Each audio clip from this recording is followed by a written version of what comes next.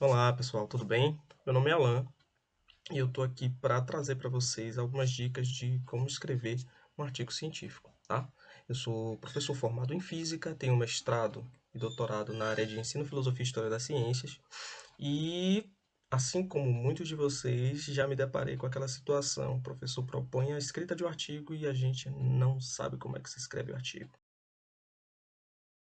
A gente acaba tendo que desvendar a estrutura do artigo. Então, a minha ideia é trazer para vocês um pouquinho dessa estrutura para a gente entender melhor o que fazer quando escrever o artigo.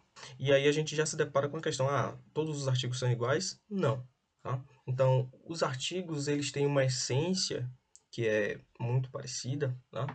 Mas a depender de para onde esse artigo vai ser levado, para que local, em que local ele será apresentado, alguns elementos da estrutura dele vão sofrer mudanças.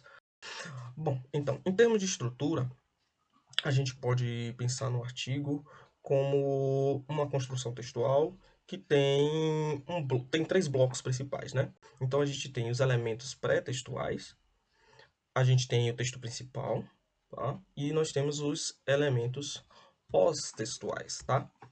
Quem seriam esses elementos pré-textuais? Tá? Básico e essencialmente, seu artigo ele precisa ter um título, tá? Então, o que é que eu coloco no título? Tudo no artigo, nessa construção que você vai fazer, precisa ser essencial, precisa estar ali, tá? Então, o título ele precisa ser de tal modo que transmita para o seu público as intenções, as ideias, os conceitos que estão ali por trás, tá? O espanto, a curiosidade, tá? Então é como um título de uma reportagem, né? Ele precisa chamar a atenção, mas ele precisa direcionar a atenção do seu público para aquele tema, né? Então você precisa tratar do tema, precisa chamar a atenção, tá? Então, assim, o título é a porta de entrada do público para o seu artigo, tá? Você cita as pessoas que escreveram o artigo, né? Os autores, né? Então, nos artigos que você submete em revistas ou em eventos, logo depois do título, você tem lá quem são os autores, né? A indicação de quem são os autores e as instituições às quais eles estão vinculados. Depois disso daí, nós temos o resumo. O que é que o resumo deve ter? Então, assim, o resumo já é a primeira dor de cabeça. Como é que eu vou fazer o resumo se eu ainda não escrevi o artigo? Então, seria interessante você deixar para escrever no final, certo? Não necessariamente. Tá? Então, no resumo, o interessante é que você, a cada frase que você construa, você carregue a essência de um dos elementos do bloco principal do seu texto, tá? Então, você vai ter uma frase falando da introdução, vai ter uma frase falando do seu arcabouço teórico, né? Em que teorias você se apoia para fazer essa discussão. Você vai ter uma frase lá que fala sobre a metodologia, sobre os resultados obtidos, tá? E aí vem, qual é a extensão do resumo? Mais uma vez, vai depender de onde você vai submeter esse trabalho, tá?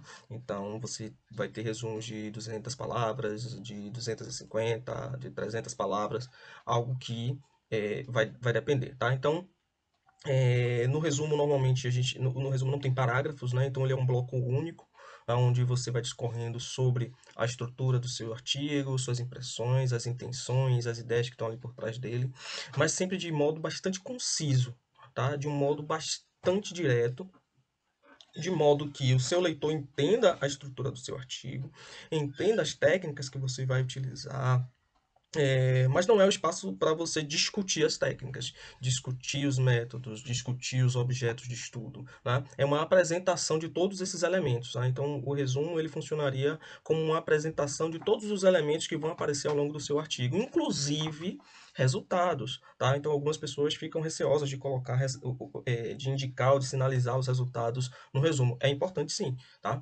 Até porque a partir desses resultados lá no resumo, o seu leitor vai ficar interessado em saber como você obteve esses resultados, até para questionar, pô, e aí, como é isso? Entende? Tentar entender a sua metodologia, os processos que você desenvolveu para chegar naqueles resultados. Então, assim, é importante também estar lá. Então, todo o seu artigo, ele deve caber naquele seu resumo. Então, escreve um resumo, e aí vem as dicas, né? Escreve um resumo que mostre essa estrutura toda.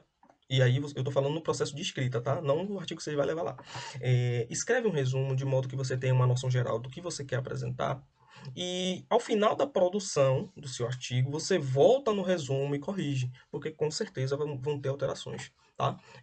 Mas vou alterar, errei. Não, não é um erro, na verdade faz parte do processo. A reescrita na academia, eu acho que na academia e na arte, né? Mas assim, agora academicamente falando, a reescrita faz parte do processo de construção do trabalho científico, tá? Então, escreve um resumo, vai lá e trabalha no seu artigo, se aprofunda, se deita lá e se debruça sobre todo o seu material, e depois volta no resumo. E você vai ver que algumas das coisas que você pensava que iam ser de um modo, foram de outro, ou algumas coisas que você achou que não iam acontecer, aconteceram. Então, assim, o resumo faz um resumo provisório, tá?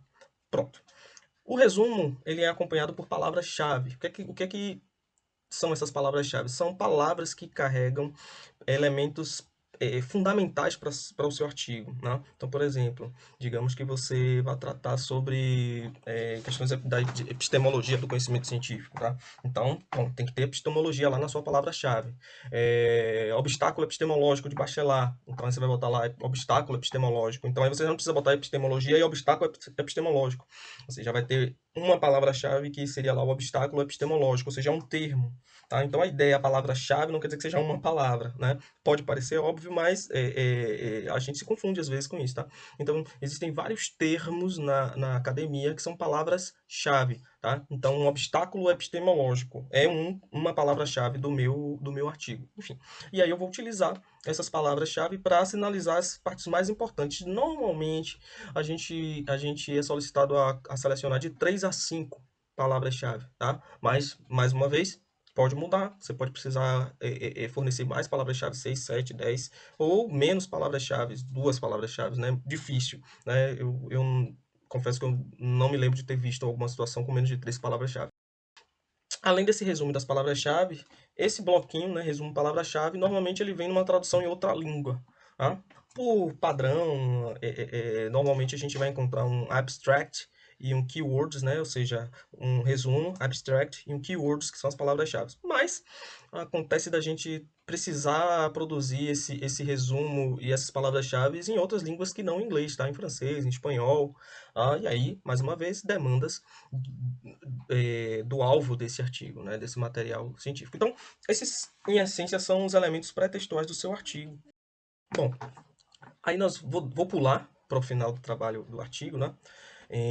Porque são elementos que, apesar de carregarem um significado, em termos de trabalho de escrita, eles são mais diretos, né? São mais pragmáticos, né? Eles cumprem uma função e pum, tá? Então, como elementos pós-textuais, que vem ali depois do seu texto principal, nós temos as referências bibliográficas, né? Nós temos ali todas as fontes que nós consultarmos para a construção do nosso artigo. E aí a gente tem que tomar cuidado com uma coisinha que todo mundo tem medo, né? As regras da ABNT. Na verdade, as regras da ABNT não estão só ali naquela construção das referências, elas perpassam toda a construção do seu texto, tá? Mas assim, a formatação das suas referências de acordo com a regra, com as regras da BNT, facilita a consulta dos seus leitores das referências que você utilizou, dos autores que você buscou, dos locais onde você foi fazer a pesquisa, e como nas regras da BNT, cada um desses elementos, né, quem é o autor, em que local está, se é um livro, se é uma revista, se é um periódico, enfim, se é jornal, se é televisão, isso vai estar indicado lá, em que ano foi publicado, em que site foi encontrado. Então, assim, todas essas informações estão lá nas regras da BNT. Quando você formata nessas regras, eu sei que a informação sobre o título do seu trabalho vai estar ali logo depois dos autores. Tá? Então, quando eu pegar o seu artigo, terminar de ler, e quiser saber, poxa, que livro foi que ele leu isso? Eu vou lá, eu não vou procurar necessariamente o autor, eu vou procurar o livro associado àquele autor, tá? Então, você ajuda os seus colegas da academia a entender as nuances do seu trabalho, né? Como é que ele foi produzido, com base em que ele foi produzido, tá? Então, as regras da BNT, elas são nossas amigas no processo acadêmico, né? Elas ajudam a gente a ordenar essa linguagem científica, tá? Então, não tenham medo dela, vocês vão se habituando, tá? Pode acontecer depois das referências, você ter agradecimentos, tá? Porque algumas pesquisas às vezes são feitas com a ajuda de financiamento, né, da FAPESB, da CAPES, enfim, várias instituições de fomento à ciência, né, à pesquisa científica.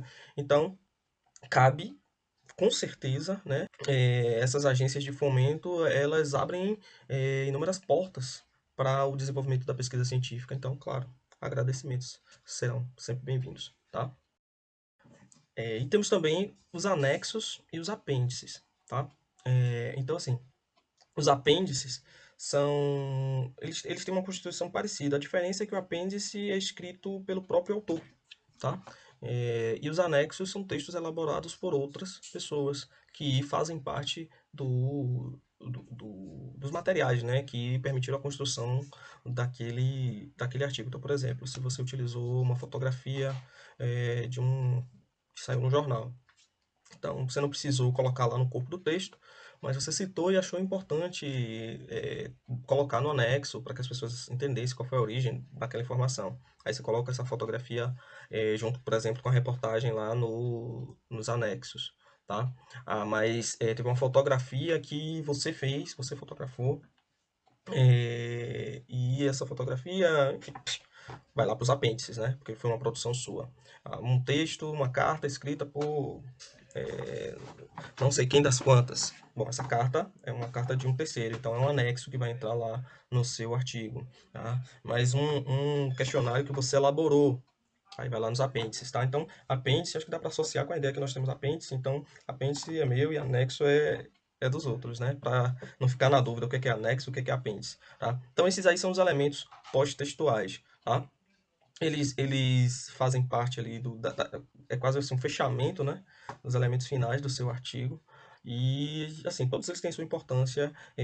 Por exemplo, pode não ter anexo, pode não ter apêndice, pode não ter agradecimento, mas as referências são essenciais, tá?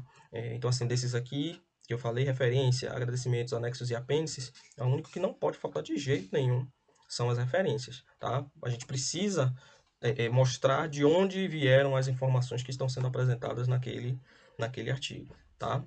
Pronto, esses aí são os nossos elementos pós-textuais.